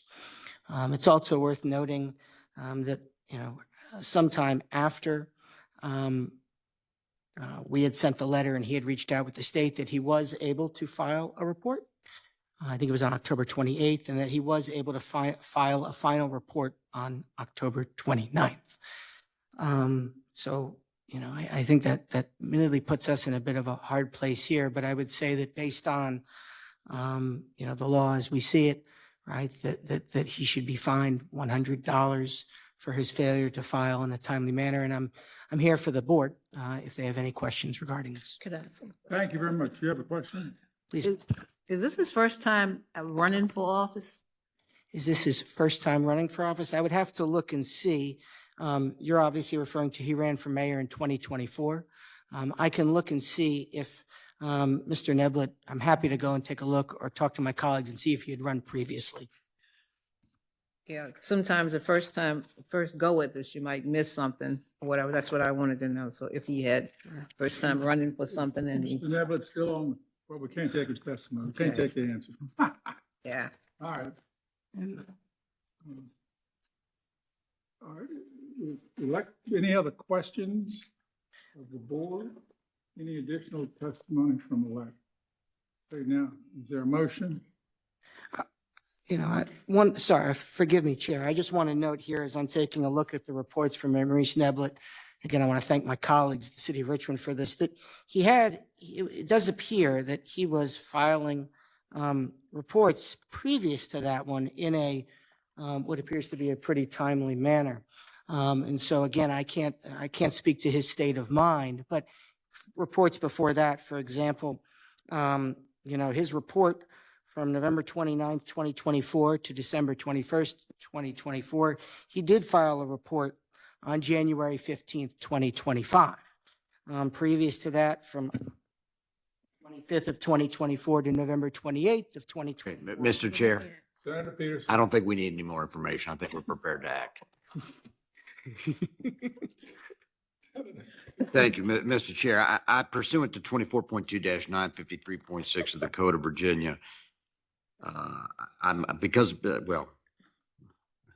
because petitioner has demonstrated good cause to justify relief of the assessed campaign finance penalties, I move that the state board grant relief as requested by reducing the fine to $100. So I think, That's not reducing it. he has to be forgiven of the $100. Either he needs to pay the 100 or have it forgiven. Well, it says reduction of each assessed 1,000 penalty to 100. Relief requested, Right. forgiveness of the 100. You're in the wrong one. You're in the wrong one. I'm gonna, 285, you had the wrong one. I'm gonna do a parliamentary here and remind the senator that you're not supposed to speak and then make a motion while you still have the mic. So, Emily, you have anything else? I was just going to clarify that he requested that there was a reduction for each assessed penalty for $1,000 to 100 for each assessed one. So there's 3 penalties in total. So that would bring it down from 3,000 to 100. Whoa. Now, wait a minute. I think we're both, We're, I led her astray. So the forgiveness of the assessed penalty is $100. so we're on the case of Friends of Maurice Neblett. Neblett, right, Mayor 23-02. of the City of Richmond. I am so sorry. I am ahead. All right. Yeah. It's just, forgiveness. All right. So Chair's gonna recognize the vice chair. I would like to, run the substitute motion here. Pursuant to section 24.2-953.6 of the Code of Virginia, because the petitioner has demonstrated good cause to justify relief of the assessed campaign finance penalty, I move that the State Board of Elections grant relief as requested by the petitioner of that $100. Second. I didn't understand what the motion was. Is there a discussion? So, Moved and properly second. Chairman O'Bannon, no, Vice Chair Dance, Aye. Dr. Stolly, Aye. Mr. Peterson, No. Secretary Elvis Long, no. that motion fails. Is there another motion? Yeah. Chair, I'll make a second crack at this. Pursuant to 24.2-953.6 of the Code of Virginia, I move that the State Board of Election dismiss the petitioner's appeal of the assessed campaign finance penalty for failure to show good cause. Thank you. That is a properly made motion. Is there a second? Second. All right, any discussion? Call the roll. Chairman O'Bannon, Aye. Vice Chair Dance, Aye. Dr. Stolly, Aye. Mr. Peterson. Aye. Secretary Elvis Long, aye. That's what I meant. First time around. All right. So we have finished the local cases. Does the board wish to do a brief bathroom recess, or should we just keep going? Let's keep motoring. I'm good. Okay, sorry. All right, now, this is a different batch. Democracy is wonderful. These are state level fines done through the Department of Elections.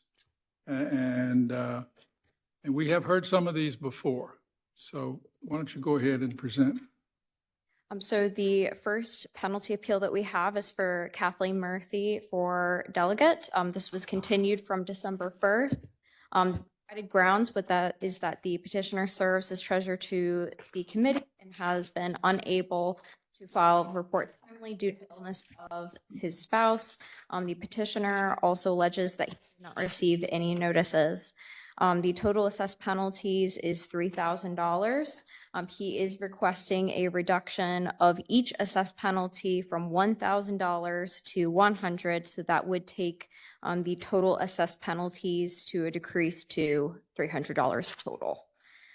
Elect only has comments concerning Sadao has stated that he does not file the reports himself. And he has delegated the task to his employee who has left his employment.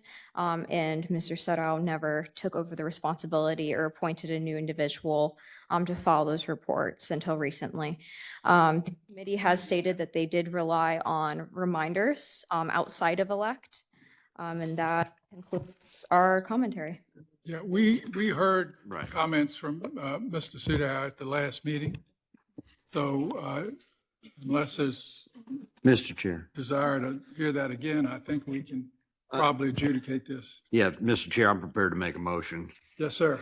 I say pursuant to section 24.2-953.6 of the Code of Virginia, because the petitioner has demonstrated good cause shown to justify relief of the assessed campaign finance penalties, I move that the State Board of Elections grant relief as requested by the petitioner to reduce the penalty to an aggregate of $300. That's properly made motion. Is there a second? Any further discussion? Call the roll. Chairman O'Bannon. Aye. Vice Chair Dance. Aye. Dr. Stolly. Aye. Mr. Peterson. Aye. Secretary Elvis Long, aye. All right, thank you. Next. All right, so the next is for Virginia Hospital and Healthcare Association. The grounds provided by the petitioner that the petitioner alleges that there was a clerical error that occurred, which contributed to the committee filing the report late. The total assessed penalty is $100. That was assessed by elect, and they're requesting forgiveness. The only comment that elect has is that committees are responsible for seeing that reports are filed in a timely manner. And elect notes that the report was left prepared but not submitted on September 11th prior to the deadline. Thank you very much. We actually had some discussion on this case, but I don't think we heard from the Hospital Association at our last meeting. So is someone here from the Hospital Association online or in the room?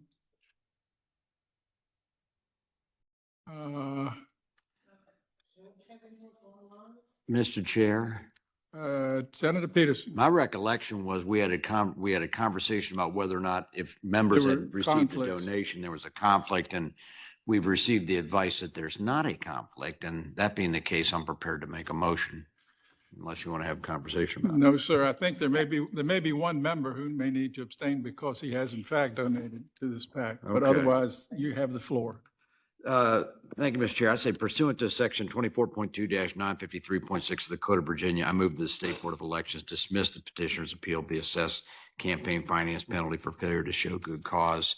I think my recollection is we did have evidence on this and it just missed the filing. It's a $100 fine and I don't see any reason to waive it. Thank you. Thank you. Is there a second? Second. All right, motion properly seconded and now on the floor. The comment?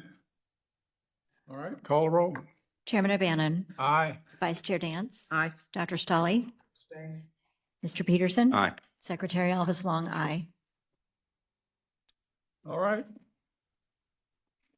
Next petition for appeal for Virginia and Travel Association. This was also a continued petition from November 17th. The grounds provided was that the petitioner alleges lack of knowledge of billing requirements concerning election contribution reports and that they experienced difficulties with their bookkeeping. The penalty is $2,100 and they're seeking full forgiveness of the penalties. Elect only has comment that Elect has sent mass emails to all registered political action committees back in October 2023 concerning updated reporting requirements for pre-election large contribution reports, and that these reporting requirements are also posted on the Virginia Department of Elections website. Great, thank you. Is the Restaurant, Lodging, and Travel Association represented online? Come forward.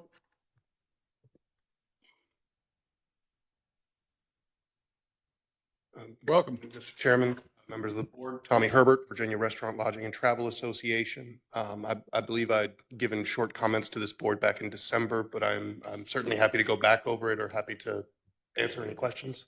Well, does anybody have any questions? No. I do have I want to just ask a question. We have history here that you all have had late filings in 2012, 16, 17, 18, and 19. I could not speak to those, sir. That was before I joined the organization in 2023. Thank you. All right. Is there a motion? Delegate Stolly.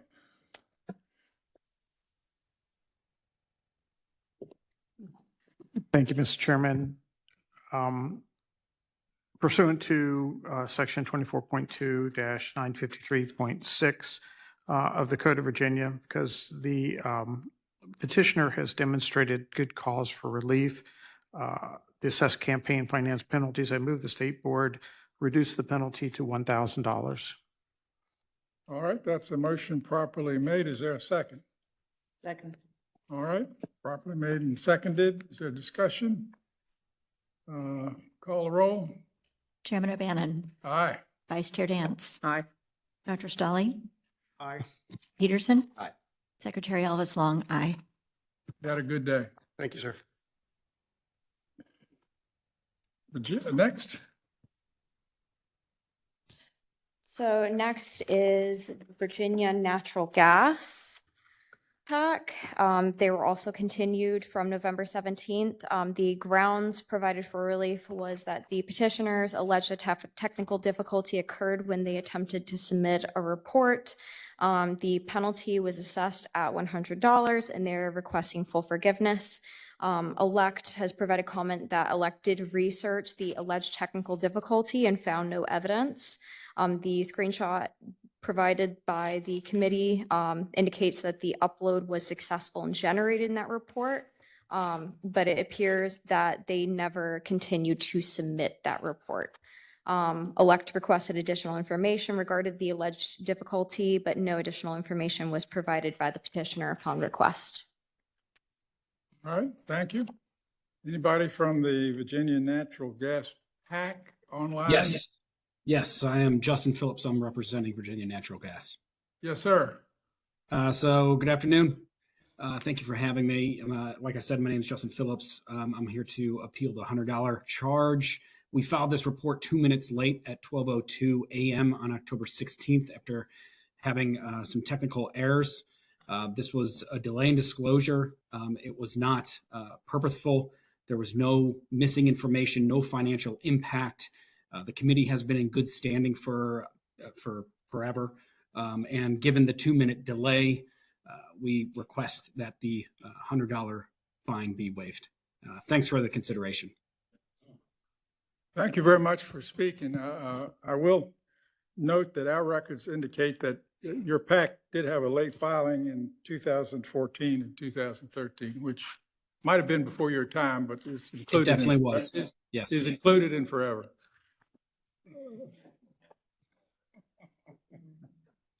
All right. Is there a motion?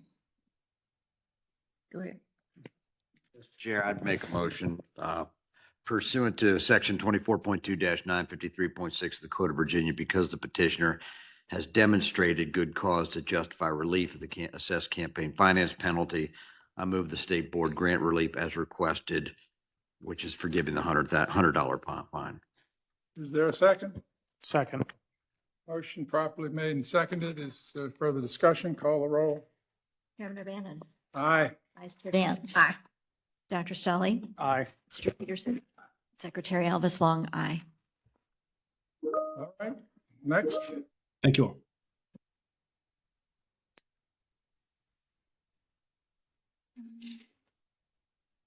All right, so the petition for appeal we have is for Repro Rising Virginia Political Action Committee. They are appealing a $1,000 penalty on the grounds that the petitioner alleges a lack of knowledge of receiving the large contribution as it was received via electronic funds transfer. And they're requesting full forgiveness of this penalty. Elect only has comment that due to some methods of electronic funds transfer requiring sensitive bank information to complete the transaction, that depending on that method, that they may have been contacted by the contributor prior to the date of contribution to provide their bank account information. Thank you very much. Anybody from Repo Right, come up. Yes, sir. Introduce yourself. Thank you, Mr. Chairman. My name is Sean Daniels. I'm the Director of Campaigns and Elections for Repro Rising, and I thought I'd just provide a few bits of context. We did have to provide the banking information.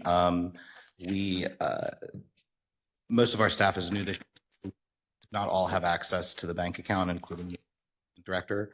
We did anticipate this could be a problem, and we actually asked them to let us know sending it, since we have the ability to check on ourselves, and our accountant is not an election specialist and wouldn't flag it for us. We both have access now. That's been corrected. To my knowledge, the last time we received anything that met the threshold was 2016, and we've never appealed a decision. So we would just avail ourselves of the board's goodwill and ask for some forgiveness. We won't let this happen again. I do have the email correspondence where we told the donor that we need to know when you send it.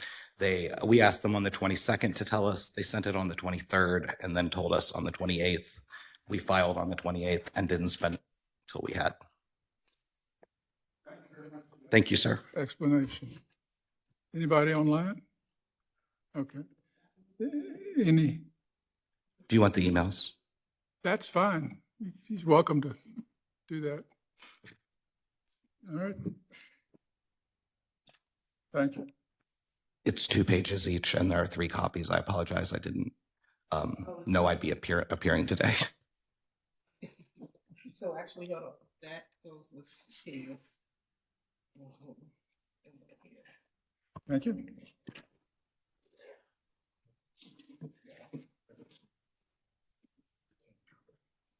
Mr. Chair, Senator Peterson. ask a question for staff. Why was this a $1,000 fine and not a $100 fine, since it's the first in the campaign cycle? So this is the second late offense for a large contribution report penalty. When was the other one? There was one in this year for June 11th, 2025.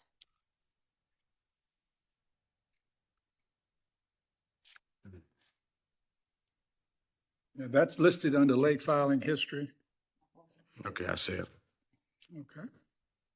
All right, case is before us. Is there discussion or a motion?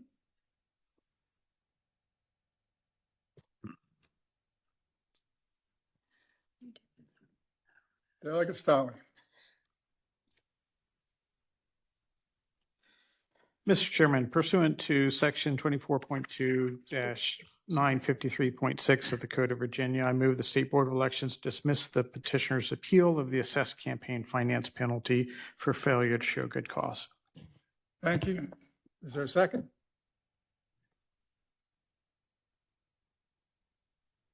Second. Thank you. Motion made and properly seconded. Any other discussion?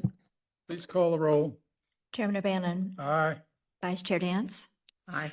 Dr. Stolly. Aye. Mr. Peterson. No. Secretary Elvis Long, aye.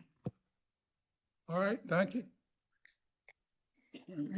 So our next petition for appeal is for Go Red Virginia PAC. They were continued from December 1st. Their grounds provided for that, they stated that there was an issue with the financial institution checks and did not file the contribution until they received knowledge that the contribution could be deposited by the bank. The total assessed penalty is for $1,000 and they're requesting forgiveness of the assessed penalty for $1,000. Elect has provided comment that committees are to file large contribution reports by 11:59 p.m. the following day upon date of receipt. The check was signed, authorized by the same individual of both the receiving contribution and contributing. The check was knowingly received when it was written by the treasurer of the contributing committee. Thus, the banking account issues had no impact on the reporting requirements. All right, thank you. We heard this at some length, I think, at our last meeting. Yeah. And, is I'd there? like to Well, make- hang on just a second. We're going to allow somebody to speak if they want to in response. Come right on up. Good afternoon. My name is Tara Berger, and I am appearing on behalf of Go Red Virginia PAC. As this chairman stated, this is a continuation from the December 1st hearing at the request of the board to provide additional documentation, which was done on December 4th. We provided a sworn affidavit from Hainsworth, who serves as the treasurer of our PAC. In addition, we provided corroborating documentation from the bank. This not corroborated her testimony that the bank erroneously deposited a large contribution into the wrong account. And in doing so, as soon as she realized it, when she went to then report the second major contribution, she realized that the check was nowhere to be found. She then immediately attempted to contact the banking institution during regular business hours. She was unable to get a hold of them despite multiple attempts. And so at that point, she was very concerned that the report that she would provide would be inaccurate because there was a large contribution, which had been timely reported, missing. So upon her ability to speak with the bank, we were able to get documentation. It was their error that they not only they deposited the contribution back into the account it originated from and didn't post it until 7 days later. So then she filed, she then filed the correct report a day after, even before it posted to the account. And I will just advise the board that since this occurrence, we have had multiple conversations with our banking institution. And since then we have changed and we are now having these funds at a different institution. So we do not foresee this being an issue going forward. So we were just respectfully requesting to provide the relief sought. Thank you very much. I do want to mention that we had some diligence from our vice chair here on this case last time, and she wanted to see the check. Do you have the check? Yes, that was provided as It's in the document. that was sent on December 4th, but I do have a copy here if you'd like to see. Okay, but what I'm seeing here is the same thing that we saw in the prior situation. I think it's different. Yeah, here's the check. They sent you what you asked for last time. I got Mr. Chair. Senator Peterson. Yeah, and I have copies of the checks and I see the affidavit. One point I'd make, and this is from my legal practice, I've represented people in transactions for 32 years. A check is a promise to pay. And it's the same as if I took a piece of paper and said, this is a promise to pay you $10,000, which I then hand to you. It's not legal tender. And it's a promise to pay made on behalf of a bank. Mine's made on behalf of me as a person. But I've always taken the position that till that check actually goes into a financial institution and is recognized, the transaction is unconsummated until that time. So I may be the only person in this building that feels that way, but I have a problem with saying just when someone receives a check in their hand that automatically that 24-hour kicks in. And I'll tell you right now, I've been as a candidate in a dozen elections. There wasn't an election I didn't have a check in my pocket or, on the floor or something like that. And days later, maybe it made it into a bank account. So I say legal counsel is scurrying around and probably saying why I'm wrong, but I got to vote up here. And I do think that to the extent you hold a check and deposit at a later time, It's the time that that check is actually accepted and recognized by the financial institutions when the funds transfer. And that to me that would be the deadline. So I say my piece. Mr. Chair, pursuant to section 24.2-953.6 of the Code of Virginia, I move that the State Board of Elections dismiss the petitioner's appeal to assess campaign finance penalties for failure to show good cause because it was not done. Thank you. Is there a second? Second. All right, there's a motion made and properly seconded. Is there discussion? Call the roll. Chairman O'Bannon. Aye. Vice Chair Dance. Aye. Dr. Stolly. Aye. Mr. Peterson. No. Secretary Elvis Long. Aye. Did you vote? Aye. All right, thank you very much. Thank you. All right. I want to thank everybody for their patience that and it? diligence. Oh, we got one more. All right. Well, you got a superfluous lecture about secured transactions. So this is the last petition for appeal. This is for the Democratic Latino Organization of, the provided grounds was that the petitioner alleges issues accessing the common account and claims issues related to availability that would have allowed them to file timely.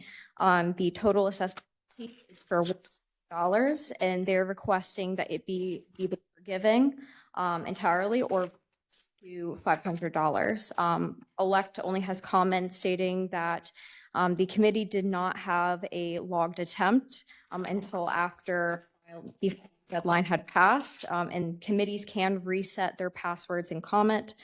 It is located on the same screen as the login. Thank you very much. Is anybody from the Democratic Latino Organization online? Yeah, my name is Federico. I'm here, yes. You're welcome. Please share with us your comments Thank you. regarding your appeal. Thank you so much. Yeah, I mean, it's partly my fault. I tried to access it. I had issues with passwords with my iPad. I didn't realize that I could reset the password from Comet, but it's good to know. But that's basically, I volunteer my time. I try to do the best I can. Technical issues. I've made changes. We've had a meeting, and we're also making changes as an organization. We'll have meetings before every filing to better coordinate and make sure everything is done correctly and on time. All the information is there. It's just that I filed it, I don't know, 1 or 2 days late in mid-October. That's all I have to. I wanted to reset it with the email. It's actually, I didn't have access to I still don't have access to the email that's there. And that's one thing that we are solving, and I will have access to it. So it will not happen again. May I ask you a question, sir? Yes, sir. Yeah, how long have you been with this organization? Since January 11th, 2025. So just So you- one year. January of 25, so. Yes, sir. I'm sorry, One January. year. Yeah. 1 year. So Yeah. we have a history of late filings that dates back many years, but one from June of 25 that was also Yeah. not paid. Are you aware of Yes. that one? It's probably the same technical issues that I had this last time in October. So as I said, I'm making changes to, to start the whole process earlier.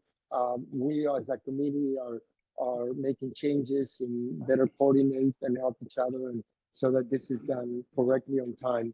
And so yeah, we're making changes to improve this. Yeah. Thank you very much for choosing to come and testify today. Thanks.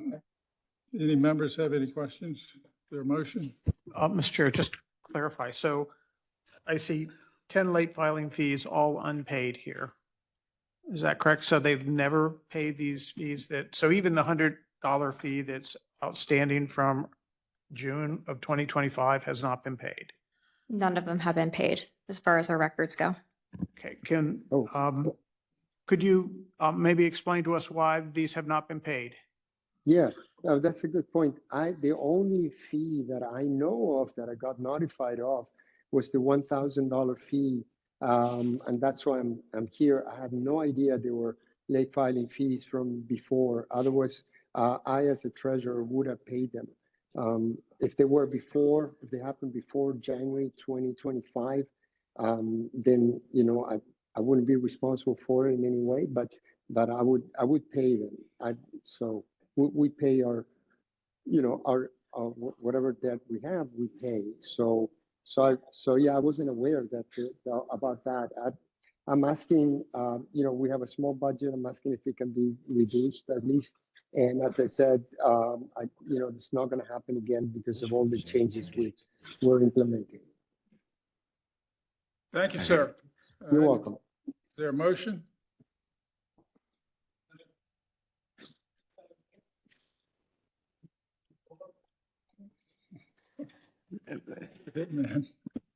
I'll get started. Thank you, Mr. Chairman. Pursuant to section 242.2, section 24.2, 953.6 of the Code of Virginia, because the petitioner has demonstrated good cause to justify relief of the assessed campaign finance, I move the state board grant relief to $500. I second. Second. All right, that motion is made and properly seconded. Any other discussion? Call the roll. Chairman O'Bannon. Aye. Vice Chair Dance. Aye. Dr. Stolly. Aye. Mr. Peterson. Aye. Secretary Elvis Long, aye.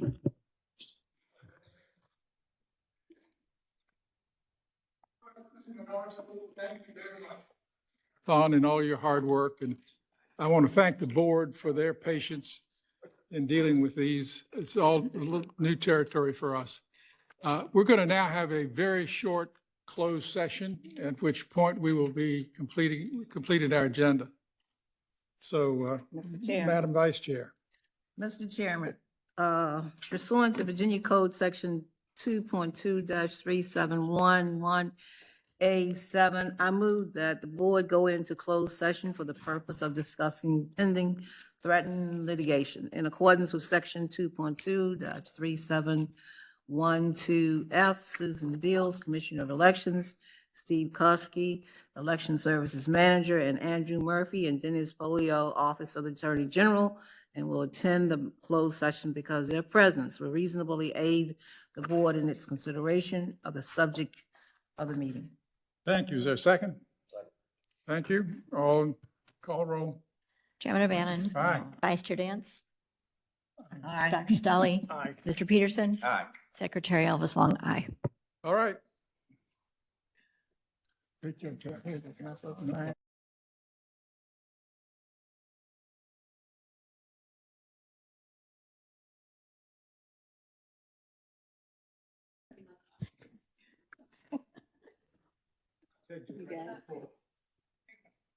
Is there a motion? We're back in open session. Mr. Chairman, I move to reconvene the meeting in open session and to take a roll call vote certifying that to the best of each member's knowledge, only such public business matters lawfully exempted from open meeting requirements under this chapter and such public business matters as were identified in the motion by which the closed meeting was convened were heard or discussed by the State Board of Elections.